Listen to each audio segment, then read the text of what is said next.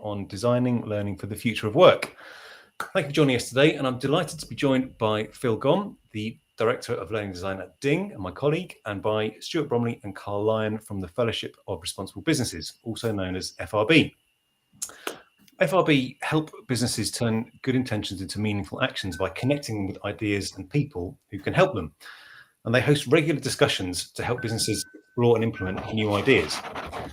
One of their recent topics was the future of work, which is what gave rise to this conversation. And I was fortunate to be a guest at one of those sessions.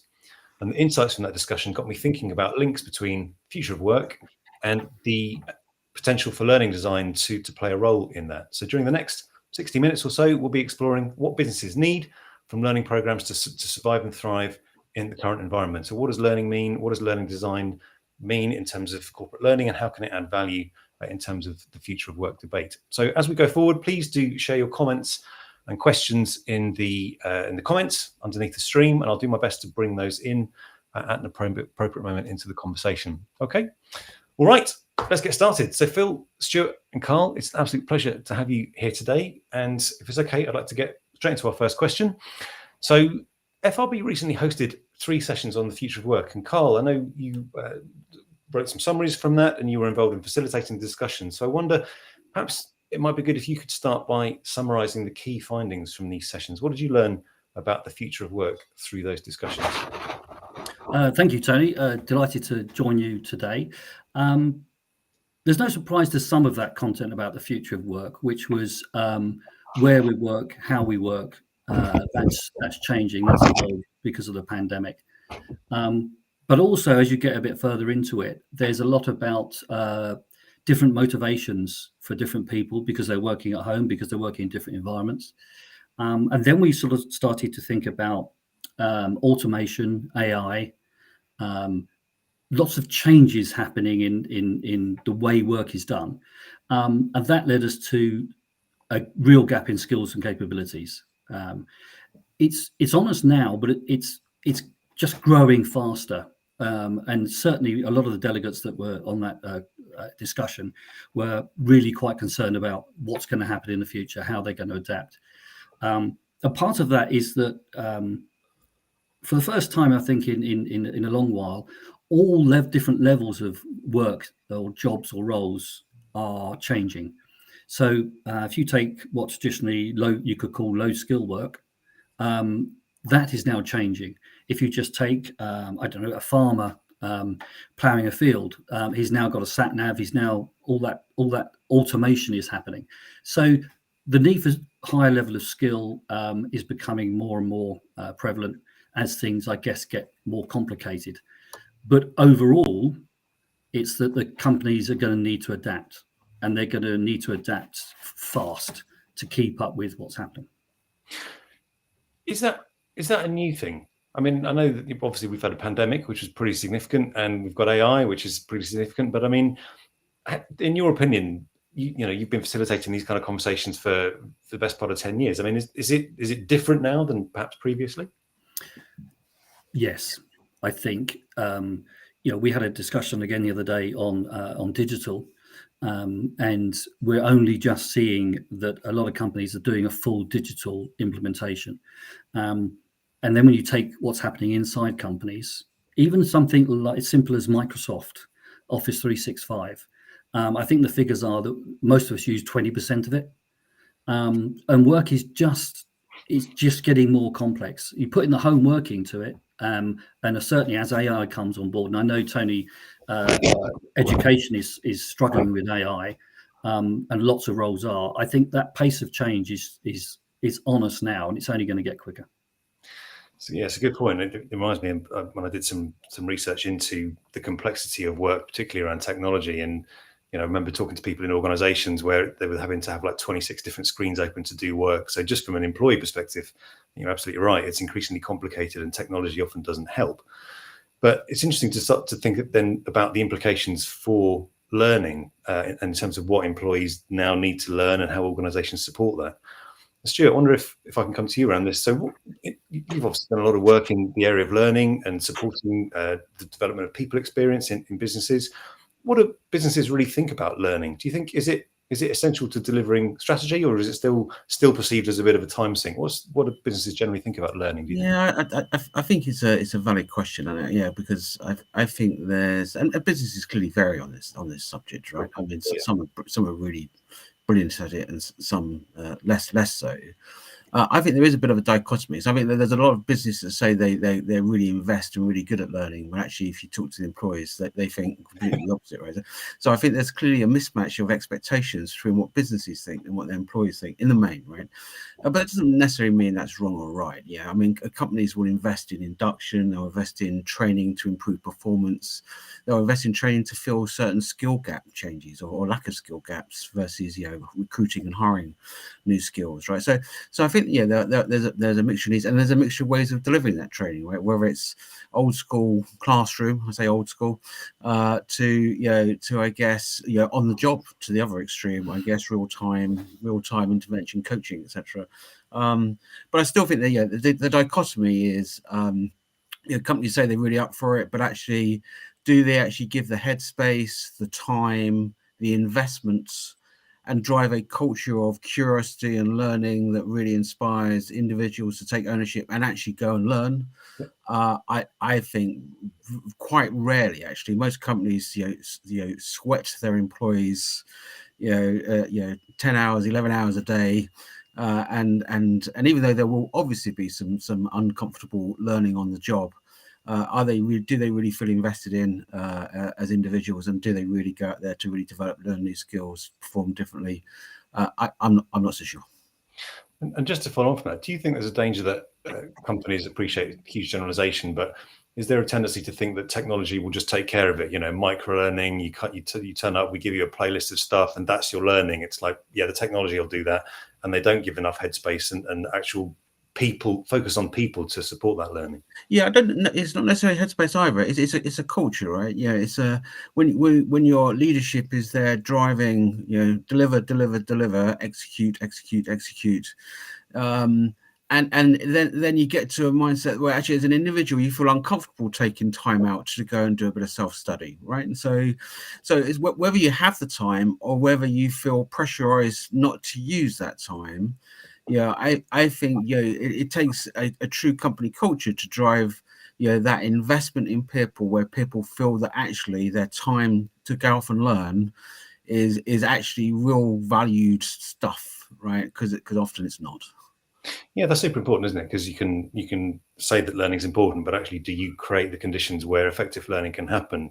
And I guess, Phil, that's where you and I both in more familiar ground there, because we both come from a background in higher education, and often it is about creating the conditions for learning. What does that look like for a student? We know that a huge amount of effort goes into preparing students for employment in universities, but often it is about the culture that's created around that in a course and whether it's effective. So again, there's a danger of huge generalizations here, but in your experience of HE, do you think this happens effectively in terms of preparing students for employment? And if not, what are some of the main barriers that do you think prevent students from becoming more ready to go into the workplace? Well, thank you, Tony, for that very difficult question. First of all, I just want to put a quick caveat out there and say that I haven't sort of worked in an HEI, in that sort of like really sort of immersed way for a while now. So I'm a bit like ChatGPT, where I have that little caveat that says I'm only up to date as far as 2019. But certainly, as I was sort of in that world, employability and work readiness, and that idea of trying to close the gap between the university experience and what industry or the workplace wanted, that was on the lips of everybody. And it was on the lips of everybody, I think, mostly because of the metric that had been set against it, to ensure that your degree or your institution was doing well in league tables. So I would simply say that, a little bit like as Stuart was just saying, where a company can present as being interested in learning, and in fact it is not. I think it is absolutely possible for an institution to be interested in employability but not actually deliver it, because it's connected to a presentation of itself, or the idea or the recognition that you need to culturally present in a particular way, and you're not doing that. So one of the very specific examples of perhaps things being put the wrong way around used to be that in the third year. So, for example, you've had a group of people with you for 3 years, and then suddenly, round about sort of April, May, there would be, right, we need some CV workshops. And, as if it was the first time that the idea that this experience was going to deliver you to the outside world had suddenly occurred to people. And that, okay, CV workshops were important, and it was for the people attending them, they were learning interesting and usable things. But my feeling always about that was that if you were only talking about employability or trying to bring people towards that idea in year 3, it was probably too late.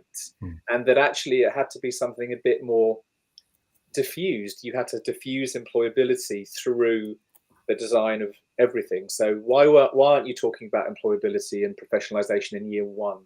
Why aren't you talking about it in your inductions? Why aren't you sort of just trying to kind of marinate your learners in employability, in that way? So I would say, in terms of my personal experience, was always seeking to thin that membrane between the inside and the outside, whilst and trying to do it properly, as opposed to doing it because there was a metric set against it that was terrifying the vice chancellor, for example. You know what I mean? Yeah, thanks, Bill. No, it's interesting. The interesting points there around presenting as being interested in learning, which I think is the same for companies as for universities, versus actually being interested in learning. And this idea of diffusing employability just makes me think about diffusing learning through an organization. And again, as we were saying earlier, is an organization genuinely interested in learning, or is it just a tick box? And I think that idea of thinning the membrane between the learning and the business also makes me think of whether learning is valued. And I think, Stuart, I know you did a lot of work at First Direct in setting the employee, the culture, the people experience culture, and more recently at Atom.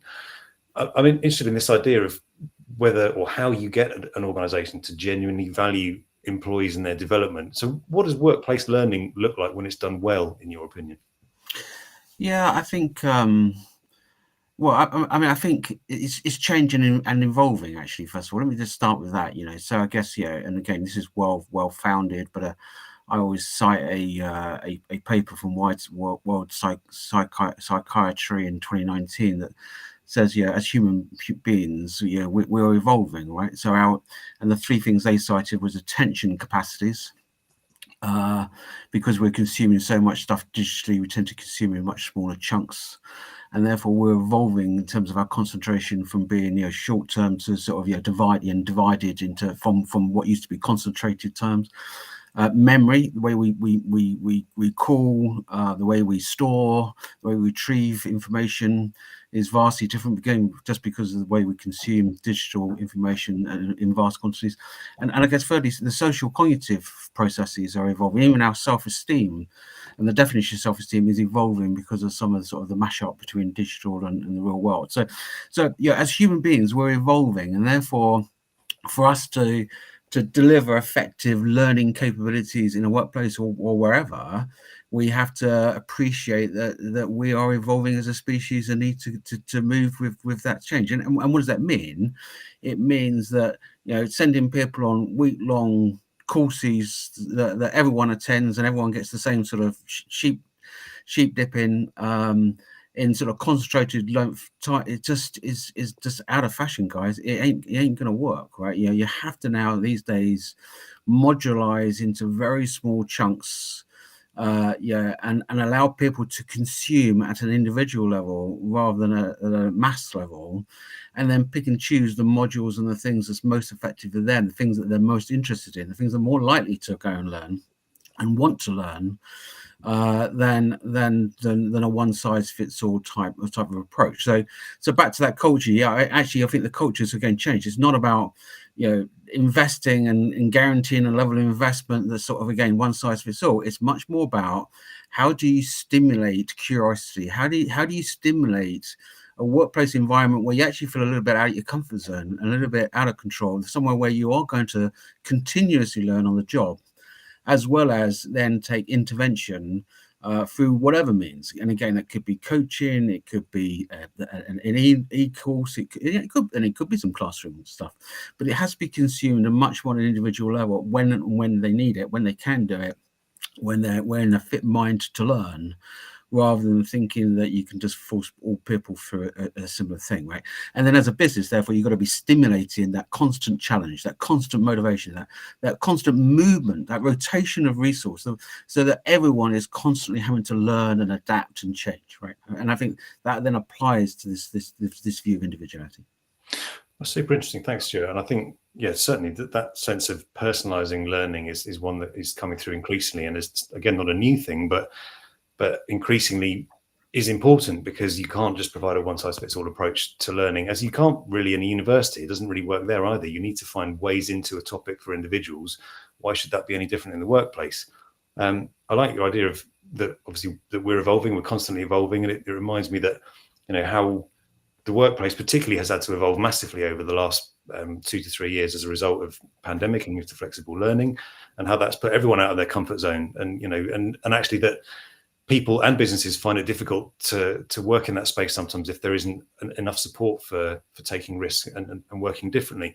And I guess this takes me on to the next question, really, which is around this idea of uncertainty and around working patterns, particularly. And Carl, I wonder if I can come to you with this, because I know you've had some conversations around this move to flexible hybrid working and the opportunities and challenges that presents for both for businesses and individuals. In this, and we're a long way from resolving this in terms of what it looks like, because the environment around this and attitudes are still very much evolving, as Stuart says. What do you think businesses need to learn to support this shift to a more, it's not even a more effective, but it's just a different type of working? And also, what do employees need to learn to be better at managing this shift to remote and hybrid working, do you think? It's really interesting question, Tony, and you're right. We haven't resolved it. I haven't met many companies that have resolved it. I thoroughly endorse what Stuart was saying about the curiosity and the desire to be able to do things better and do things differently. I think that's a large part of it. It really is. Around this subject of remote working, home working, it splits the camp, really. You have a lot of people wanting to go back to the way it was. And lots of big companies have come out with, we're going to get everyone back into the office, et cetera, et cetera.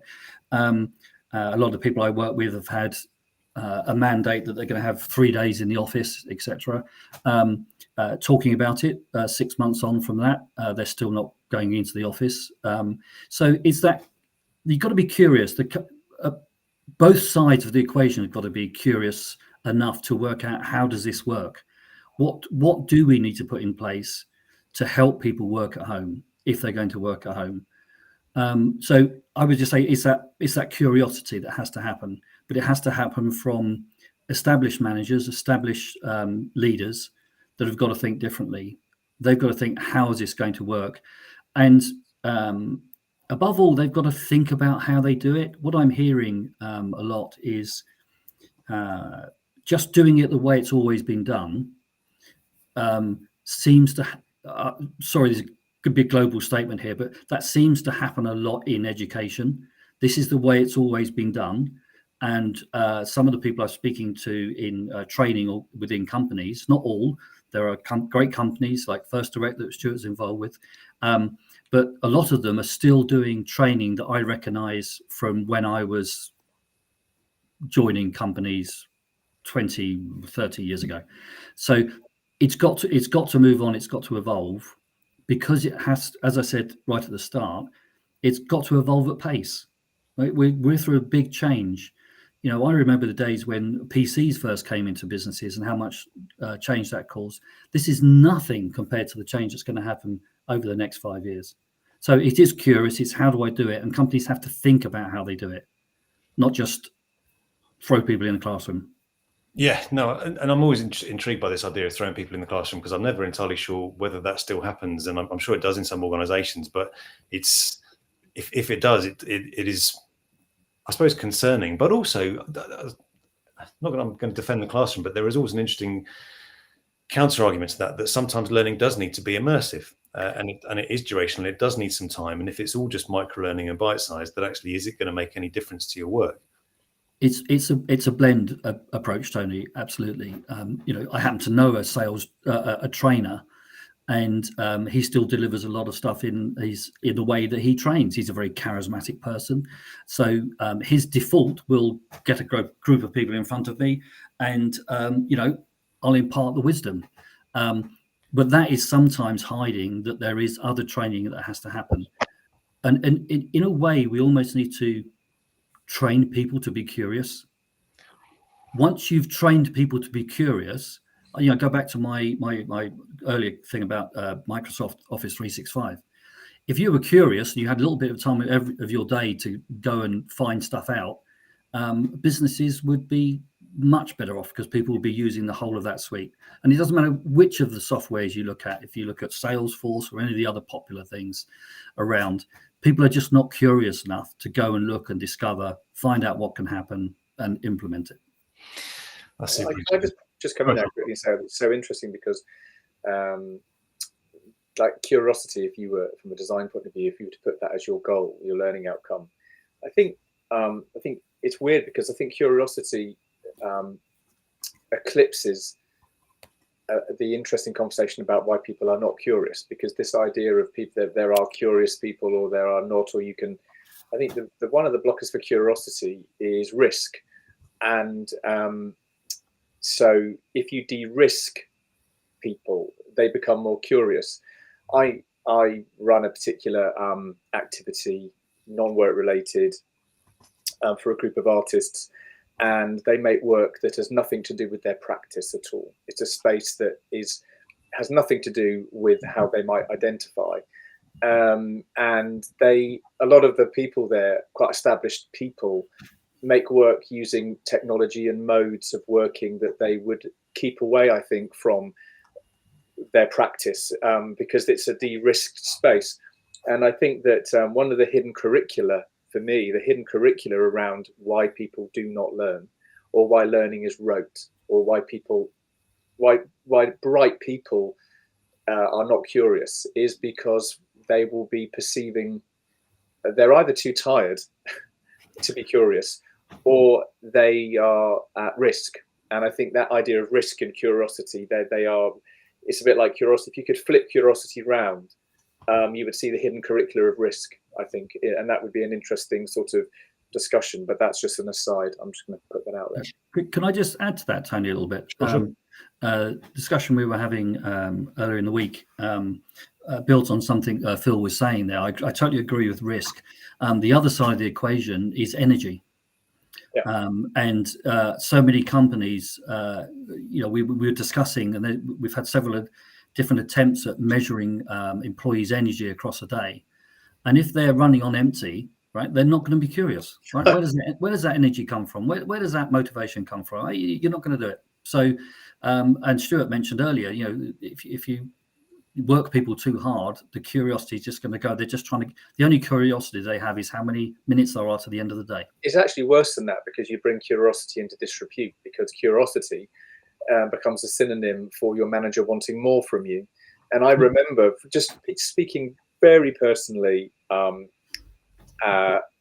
in our sort of institution, there was a culture in sort of June, July, of there being course leader away days, and they would purposely be taken out of the working day, and you went somewhere nice in London with a lunch or something, or you went to another campus, and the idea was that on this day you were somehow kind of able to sort of move into a new headspace and have these new conversations and take on new ideas and so on and so forth. And I'm telling you what, that's the secret history of away days was deep resentment, because it was like, I cannot believe you are marshalling a group of exhausted people into a room and then expecting them to kind of like remember who they are. And it was a failure of that diffuse model. It was a bit like, you don't do anything and then you do it once at the end of the year, and that's when we're going to do our learning. And it was always an example of a good idea, like a decent idea, being brought into disrepute by its own delivery, because the very outcome that I think managers and people wanted was doomed from the beginning, because people were dead. and pretending to be excited and pretending to be curious. And as you say, Carl, they were just looking at their watch. It's interesting, and it actually leads us quite nicely on to the next question, which is I wanted to touch on AI and its role in learning, because obviously it's a huge topic at the moment. But this idea of curiosity is an interesting one, because I was at an event last week, and there was an amazing speaker. He was an Italian philosopher, and he had this throwaway statement, which was, education is moving people from ignorance to uncertainty. Once you have uncertainty, you have questions, and the rest is ChatGPT. And I really like that, because he was like, actually, if we educate people just to move from ignorance to uncertainty, then they can ask questions, then technology can help. But based on what you've just said around people being exhausted, not having the space to do this, is there a danger that AI just replaces that curiosity, that we become less curious, but we just type it in and we think that curiosity equates to a ChatGPT prompt? I don't know. I'm just going to throw it out there. Like, what is there? Are we looking for genuine curiosity in the business, or are we just looking for quick answers? Well, Stuart can talk much more formatively than I can on AI, but one of the dimensions that I mentioned at the start was that AI can free up a lot of time. Now, if the company immediately fills that time, then you've got a net zero gain, right? But if you having the time, ChatGPT can write your reports for you, put your PowerPoint together, whatever. And I'm talking sort of the knowledge worker, middle management type person. Then potentially it can free up some time, and it could be a good thing, because learning can be accelerated. And as Stuart said earlier as well, the way we store what we store in our minds is different. So yeah, it's got the potential to be a very good thing for curiosity. Yeah, and I thought, just to bring in a comment from the chat there, we've got a question around how to instill or teach learning agility. And I guess perhaps this is where AI, like you say, can add value in terms of making it easier for us to ask questions quickly, to get answers quickly, in a useful way, as long as we're being mindful of the inherent bias in those things. What are your thoughts around, do you think AI, big question, support that move to agility, or will it just make people lazy in businesses? I don't think it necessarily does either, right? I mean, I think you could apply that either way, right? I mean, it's how it's used. And interestingly, I think, yeah, especially in places like, more formal education establishments, people tend to want to fight these technologies. Mobile phones is constantly in question. The role of a mobile phone in a classroom: should it be allowed? Should it not be allowed? AI is the latest one. Should AI be allowed? Should it not be allowed? How is it allowed? How's it governed? And these are all big societal questions, right? But yeah, my ultimate philosophy on this is this stuff, isn't going away, right? This is only going to be the way of working, the way of living of tomorrow, and therefore, surely we have to move with the times and find a way to actually leverage these technologies, these tools, these enablers, not disablers. And how do we employ and use those in all our life work capabilities, rather than trying to dismiss and shut them off, right? I mean, why would we want to do that, right? So my point, so it doesn't necessarily answer your question, Tony, directly, but back to then agility. Yeah, well, actually, these tools actually help agility, right? They enable agility. They are half these things that give you instantaneous gratification in one form or another from a insight information perspective, and therefore, by definition, these are great for agility. So do more of it, not less. Surely, it's a good point. And I think there was another insight that came out of this event last week was around the need to be purposeful around technology. And they were talking about use of mobile phones in classrooms and also in the workplace. And one of the interesting insights from the research was that a lot of Gen Z, Gen Alpha students coming through were saying, although schools teach a lot about media, they don't, strangely, teach a lot about technology, or that was what the research was suggesting. And that it suggested that there was a real need to educate, for want of a better word, new hires, younger learners, and probably older employees as well, around purposeful use of technology. How do you use this stuff effectively?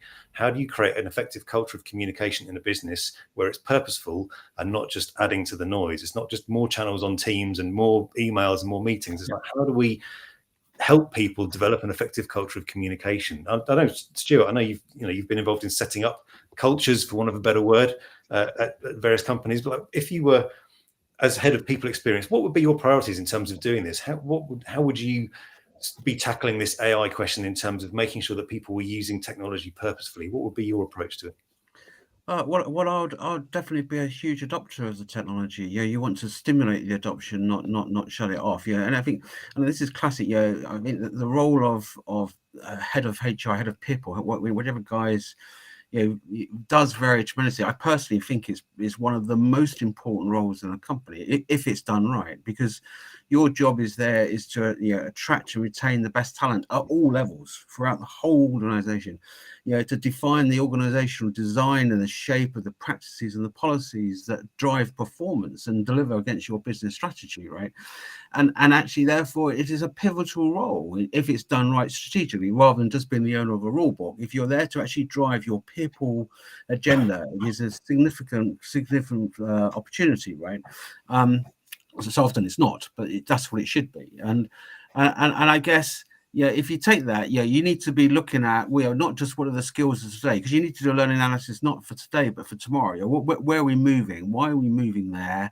What are the skills we require tomorrow? And then what's the best way of closing those skills, right? And again, it's not necessary through training, but training is clearly a component to that strategy. And your job is to try and work that out, to try and work out what is the most way, understand what's the core competencies. And one of the differences on strategy, this is an important point, is sometimes, even though you have a business strategy, the level of certainty against that strategy could be questionable. And that also drives a different intervention, because if you've got certainty, then you can easily cut a plan that gets you from A to B, right? If you know that it's very uncertain, and actually in today's world it's probably less certain than it's ever been for every business, by the way, just where we're heading the next 3, 5, 7 years, then actually you need to be driving your least risk approach to actually developing the competencies that you believe are going to be required in the future, right?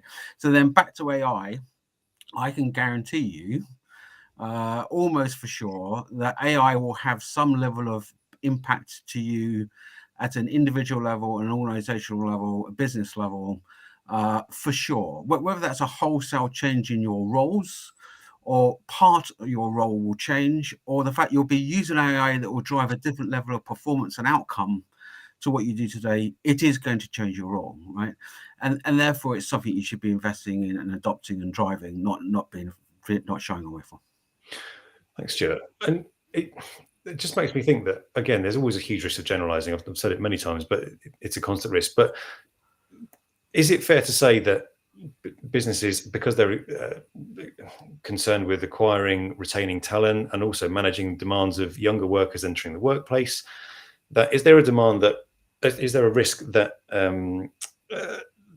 there's a sort of a one-size-fits-all strategy towards this kind of thing? And Carl, I wonder if you've talked to businesses who are having to support new workers, younger workers, but also supporting and retraining existing workers in the workplace.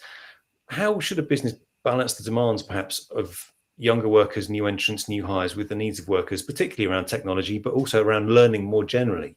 Is it possible to have a sort of not a one-size-fits-all, but a broad policy to organizational learning, or does it need to be super personalized based on individual needs? Very good question, and a very difficult question to answer. In general, in most ways, things are moving towards personalization because we're more activated as individuals. Yeah, we've got more knowledge, more understanding at our fingertips.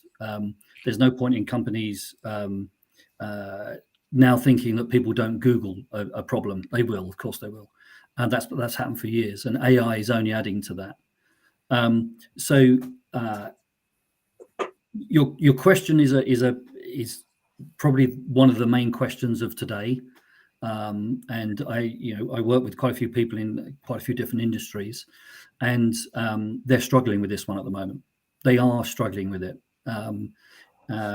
There's a difference in attitude. Stuart was saying earlier about attention span, how you access knowledge, information, and as the newer generations come in, and communication that you mentioned earlier. The only way I think we're going to ultimately, what we've got to get to is personalization. I think you have to have things available. I think there's a place for standardized learning. There are certain things within organizations you have to know, and that's always going to be there. But if you're going to enable curiosity, as we're talking about earlier, it's got to be personalized. HR is in general is struggling with this one. I've spoken to a couple. One was working in the hospitality industry that was doing a really good job of personalizing it, as in letting people find their way to how they need to do it. Others in more structured industries, perhaps the insurance industry, are really, really struggling to understand what to do here. They don't have the answer. All I can say is I think it's got to move towards personalization. Yeah, it's interesting you say that, and that my gut is that as well. And certainly the research that I've been reading recently suggests it is that, particularly around onboarding and how you retain talent, attract and retain talent. And if you're not offering a personalized onboard experience, then you can't expect people to stay, because people need to know what's in it for them first of all. As you said in some of your debates with FRB, it's not just about what's in it for the company; it's what's in it for me. Can I just add to that? Sorry, just to add that, I think there's an important other aspect, and I've seen one of the things you put in the chat as well. But personalization, I think, I'm with Carl. I think it's personalization. But one of the things you need to train people in, as well as you do this, is about resilience, personal resilience, right? Because actually the world is going to become a much more lonely place, and I'm not talking just about hybrid and home working and that sort of thing, but actually, when you're taking a very personal view about your role, your contribution, your work ethos, your learning, all these things, then you're taking much more personal responsibility for your own self, right? And for some, that's fantastic, and that's exactly what they crave and what they want. For others, that can be quite scary. And actually, therefore, there's a constant theme in all of this, which is how do we improve, well-being and resilience at an individual level to be able to take on that curiosity, that learning, that challenge. Thanks, Stuart. And that's leads us nicely into the next question, which was about how we teach some of these things. So yeah, I put a question in the chat there in response to one of our questions. Thank you for questions, by the way. Please do keep questions coming into the chat, which was around how do you train for some of these, in inverted commas, future skills or skills that employees might need. And I was reading something last week, which was a piece of research that was done around Gen Z and Gen Alpha, and the top 5 skills that the research indicated were needed for younger hires was things like ability to change, ambiguity tolerance, self-organization, critical thinking, and communication skills. And obviously you've added resilience to that, Stuart, as well, which is super important. Phil, I know I want to come to you with this because you've done a lot of work with young adults, particularly young adults who are neurodiverse, in that sort of higher education space, but also going into the workplace. If you were in that position now, and you were a course leader for best part of 10 years, how would you approach teaching some of these, what on the surface look like quite difficult skills, but are they in reality any different from what you were doing previously, teaching young adults to be able to change, to be able to deal with ambiguity? Are these new skills, or are they is this the stuff you've seen before? I've got I've got a bunch of thoughts. So, and I'm just going to deal with them in the order that I'm having them, which doesn't mean that it's the order that they are right. So with my very utilitarian hat on, thinking about how I might go about designing a course that was trying to deliver on some of these things. And if I'd be sort of rooting around trying to find an existing synonym or a framework or something that it reminds me of, what it sort of reminds me of are, and I'm talking from the creative roles that I know, when I think about the role of a producer, art director, curators, project managers, they're all roles which at dinner parties are sometimes hard to express because they're mosaic jobs. Your job is to sort of convene a mosaic, and it's often the mosaic of other people, but you are that convener, and that means you have to have a bunch of skills, and you sort of have to be able to move quickly, and you're agile and you're people based, but you're also sort of slightly out of the thing, but you're convening the thing. And sometimes just hearing you guys talk, when I think about the name for the space that might deliver some of these learning outcomes, I can see value in looking at those. I can see value in looking at those disciplines, because at least they have a name and they're concrete and they're reassuring, because there is a skill set there. Though when I say art director, I don't want to confuse people that I think I mean art direction. I just mean the person who's in and above and on and off and around and beside, but they're totally central at the same time. So there's something there about those personas, those job descriptions start to feel as if they have an interdisciplinary usefulness in a discussion around teaching these skills. That's one thing I will say. That's one idea.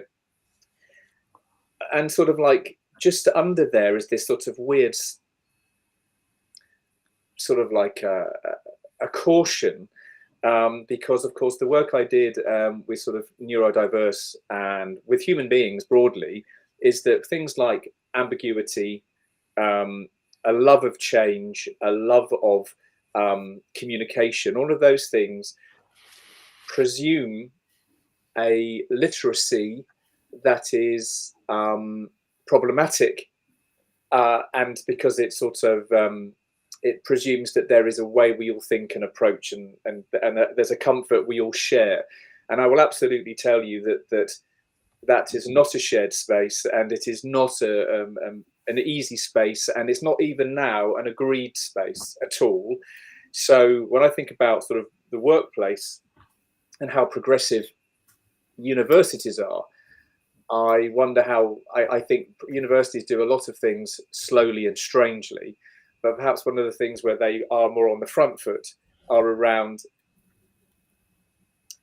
that idea and those discussions around normalcy and how people pass and how people present. I know that in workplaces you've got the idea that you can bring your full person to work, you can bring your full self to work.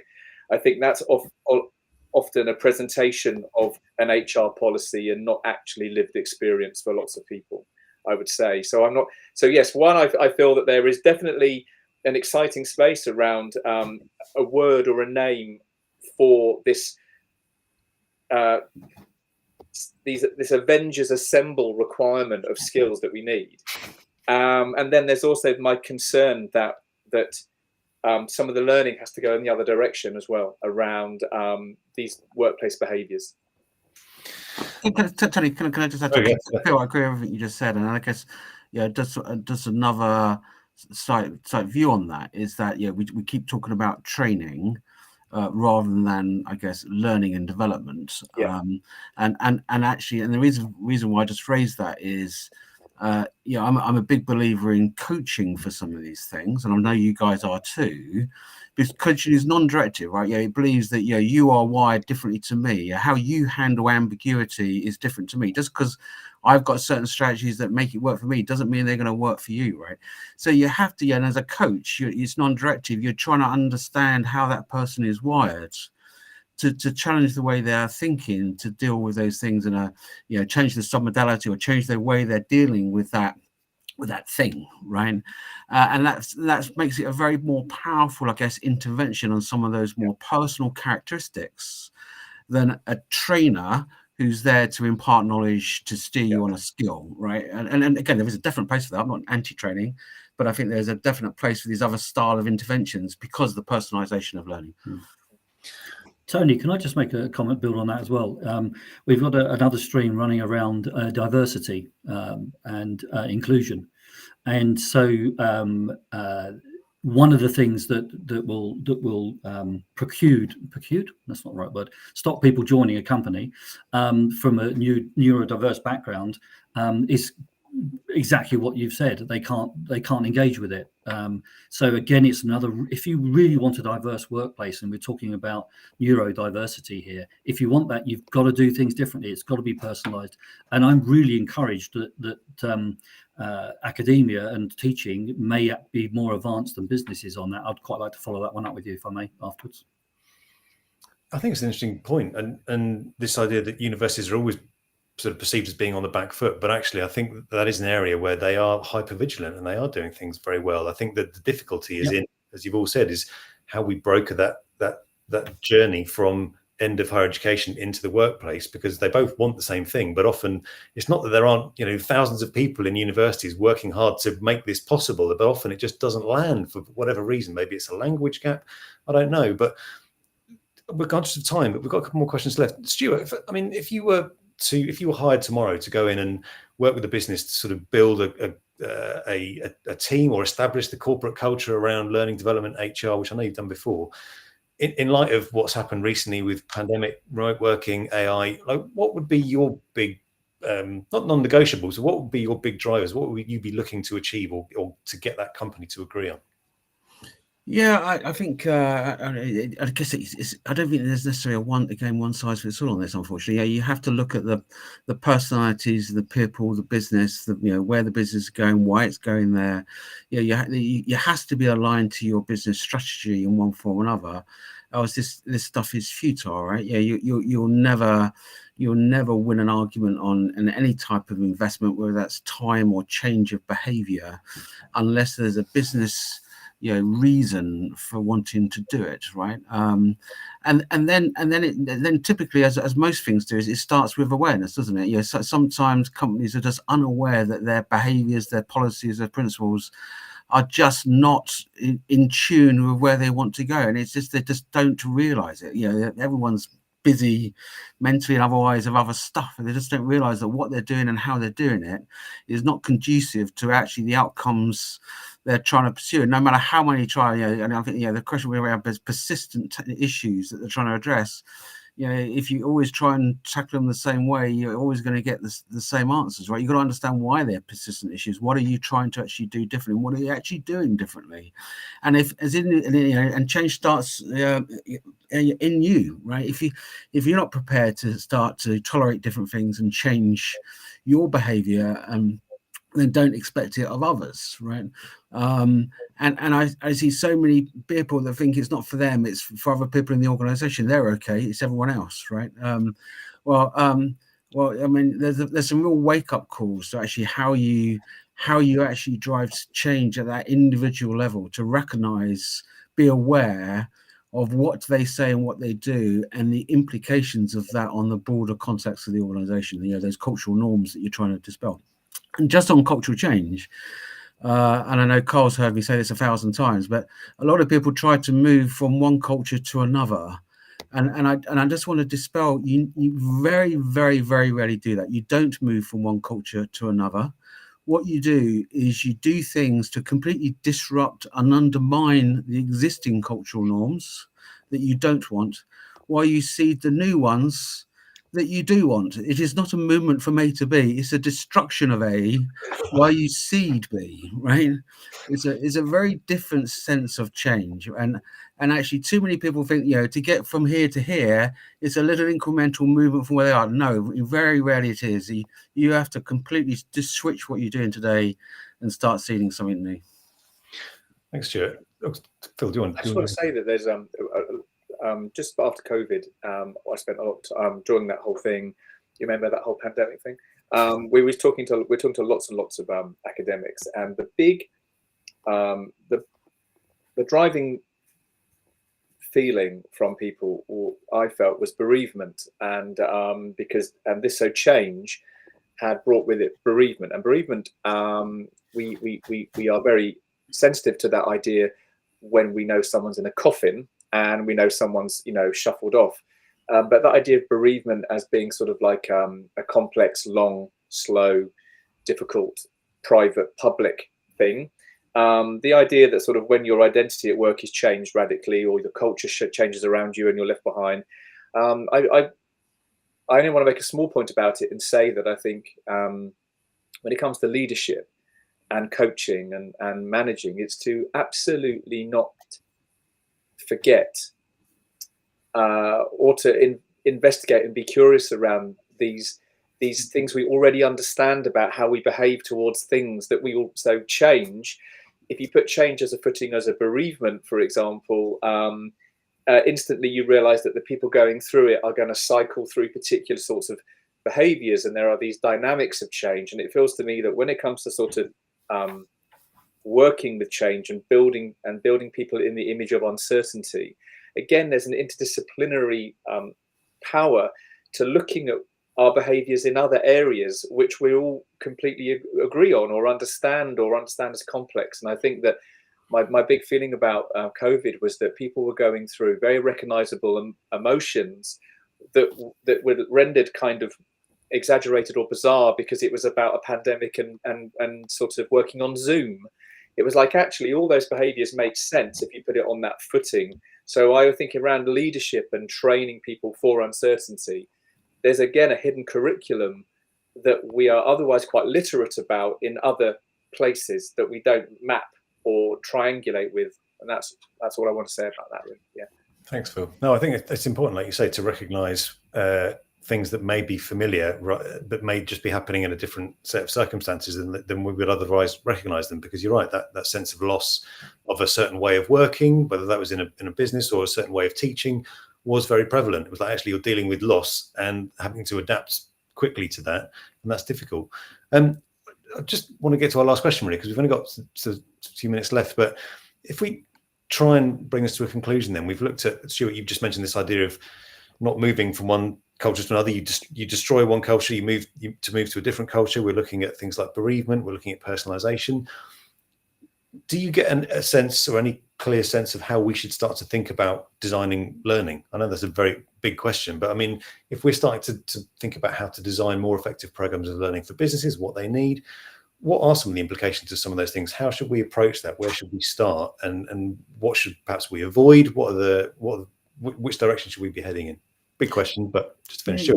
Yeah, it's a really big question. I would definitely want to focus much more on consumability in this new world, more than anything else. I think, it's the things that we need to learn will continue to evolve.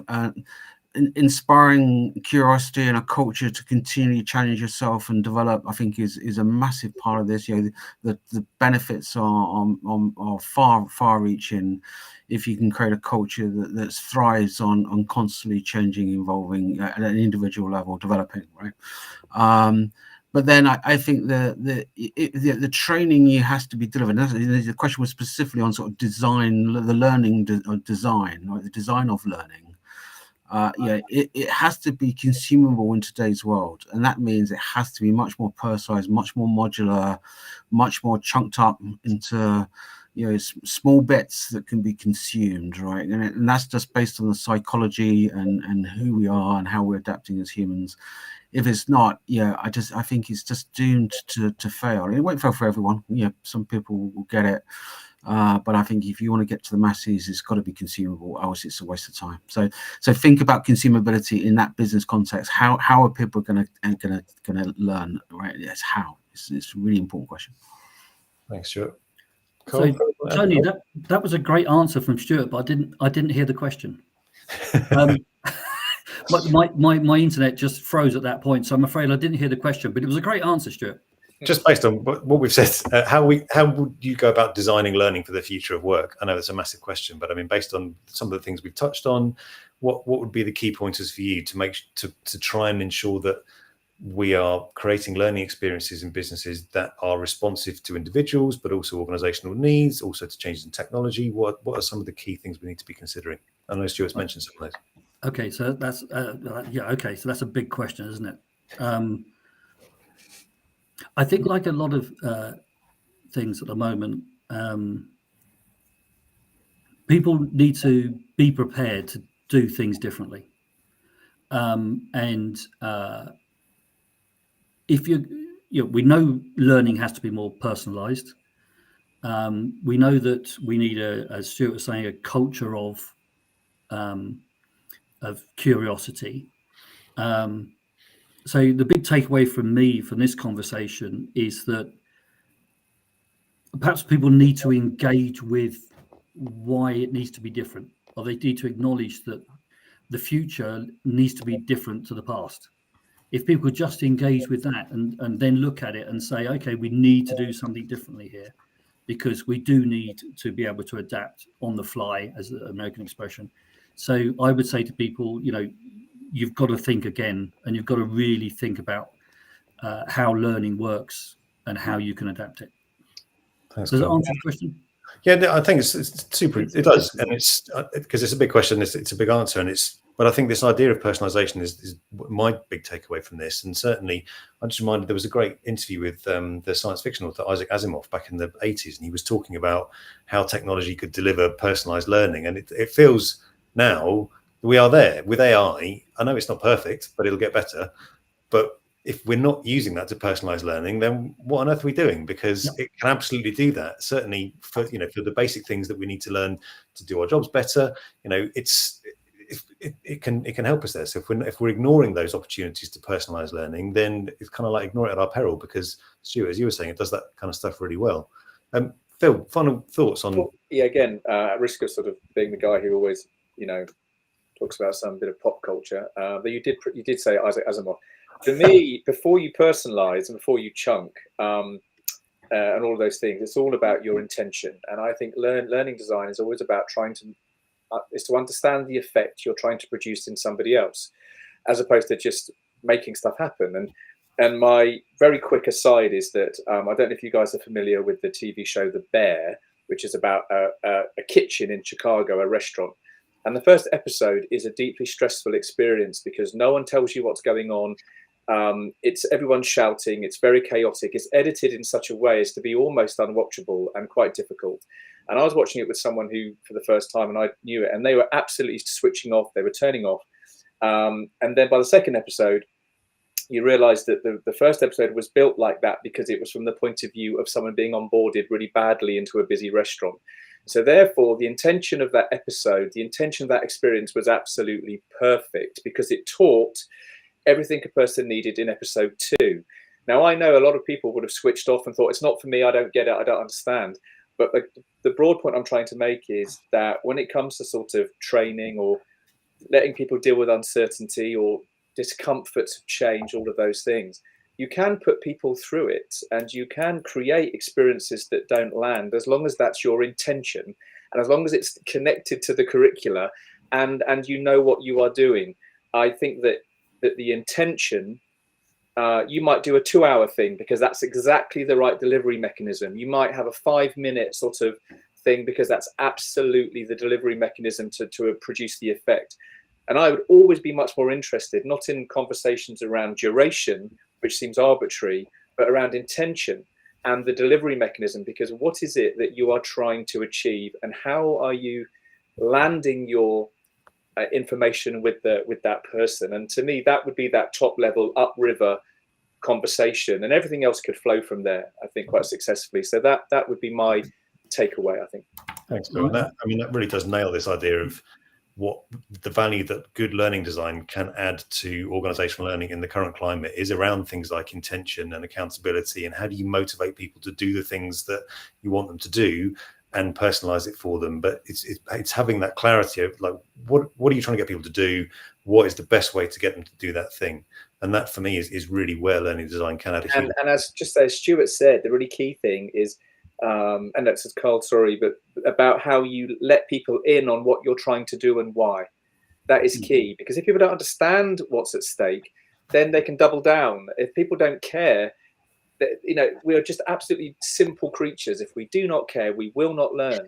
And it's as simple as that, because we don't like being done unto. We like to participate and like to know why. So, yeah. Thanks, Phil. Carl, in the minute that remains, do you just want to say a little bit about forthcoming FRB sessions and how people can get involved? So FRB.buzz, the topics are all there. We're talking about diversity. We're talking about the future of work. We're going to have a session, and I'm hoping to invite you guys along to that session, because one of the streams that's come out of that future of work is this: how do we fill the skills gap? How do we encourage learning? So I'm really hoping you guys are going to join us on that session coming up. And Stuart's doing some stuff on responsible business and all sorts of things. So there's lots there. Go and see it. FRB.buzz. Great. Super. Thanks, Carl. Thanks, Stuart. Thank you, Phil, for stimulating discussion. If you want to catch up with this We'll be sharing the video. Obviously, listen to this on the podcast as well. And do check out frb.buzz. And if you need learning design services, look at ding.global. But thank you very much, Carl, Phil, Stuart, for a thoroughly enjoyable and insightful conversation. Lots of questions, hopefully a few answers. And thank you very much for your time today. Really appreciate it. Thank you all for joining in the chat. Thanks. Take care.